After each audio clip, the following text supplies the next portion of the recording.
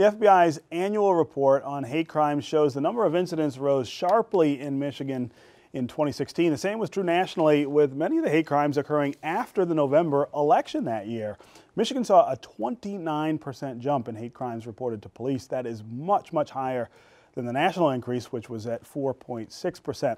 Of the 399 hate crimes reported in Michigan, 282 were motivated by race, ethnicity, or ancestry. And nationally, African Americans made up the largest group of victims of racial hate crimes. Last month, I sat down with the director of the Michigan Department of Civil Rights, Augustin Arblue, to talk about this disturbing data. Here's that interview.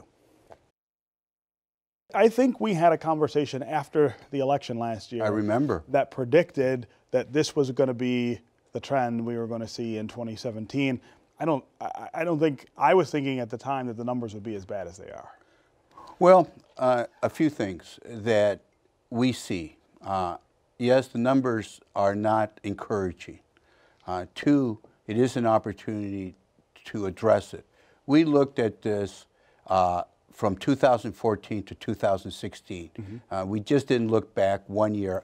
We went back 2 years. What we do see is that when we compare 2014 to 2016, the numbers are up. They're back. And that is disappointing. What we do have, however, is the opportunity to work aggressively to address it. We have to work in a proactive way to combat this. I think we can do this much more effectively at the state level than we can expect at the national level. That's interesting. And so what do you do? I mean, obviously you deal with any report gets some sort of reaction or response or consequence. But I guess the bigger question is, how do you create the kind of environment where people, even if they're inclined to do this kind of thing, choose not to? Well, I think you have to start, I believe, in the schools. I think that's where you have to really focus. What was interesting in the report is when you look at 2015 and you compare it to 2016, is we had a 50% increase of bias incidents in school and college setting. It went from 8.5% of the total incidents to 12.5%. Wow. So that was a significant increase, and that was something that the Department of Civil Rights, following the elections last year, we were monitoring. We monitored 90 such incidents across Michigan, and we found that literally 50% plus came from the school setting. That tells us that we need to do a better job in teaching, in creating safe zones where there is honest discussion. I just had an opportunity yesterday to be interviewed by a middle school in Plymouth, Michigan. And I was surprised to hear that when I asked the interviewer, an 8th grader, how does her family take to being inclusive? And the answer is not very well. So we have to do a better job.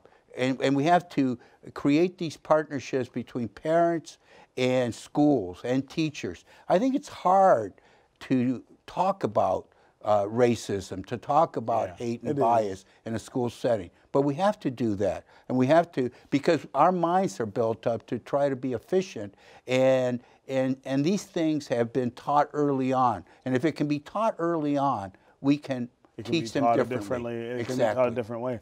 Talk about the Michigan numbers and how out of step they are with the national numbers. Well, I think you're probably referring to the fact that they have the report is 4th highest, given that we're only the 10th most populated state in the country. But there are concerns with that report. The data gathering is not consistent around the country. Across states, okay. So what you really need to look at are the trends in Michigan over a number of years, as opposed to comparing ourselves to outside of Michigan. I think that's important, and it's that to me really requires us internal state. Yes, we got to look at what are we going to do about it. What are we going to do to address this issue? And we're doing a lot of things. through our ALPACs, which are these community-based organizations and law enforcement, coming together, talking about these difficult issues. Yeah. How do we prevent this so we get ahead of it, and we can also make it a teachable moment? Yeah, yeah. I want to get you to talk some about the effect that the president, and I don't mean the president as a person, but the president as a cultural force is having on this. This is somebody whose language, whose actions all sort of point toward a more combative set of interactions. I mean, that's who he is. I can't imagine that that's not related to the fact that other people are now saying, well, I'm going to behave that way as well. It's disappointing that that's taking place. Deeply disappointing to hear that from the person who represents us, who sits at the highest office in the country. And no doubt that that creates impressions, that gives liberty to segments, groups at the ground level in our communities to be able to speak up and saying, well, if the president can speak in this way, I can also act in this way. Right. So we have to be cognizant of that. But ultimately, we're responsible for our own actions. So we've got to take that and be aggressive about it. Yes, we saw a spike following the elections. And do we attribute that in part to the politics at the national level? In part, sure, it has an impact. Because when you start name calling, when you start focusing on certain groups or certain religious and connoting certain activity with them, then it gives permission to others. It's almost like he's highlighting them. Exactly. And we have to avoid that. We have to avoid it. No doubt that we are concerned with the fact that 70% of these hate crimes tend to be race-related. Right. And that continues. And the African-American community tends to be the victim, the focus. Right. And that still continues. So we have to create some dialogue. So I'm very happy to see that we have not had that outcry in Michigan. We have hate incidents as being reported, but what we don't have is what's being done about it.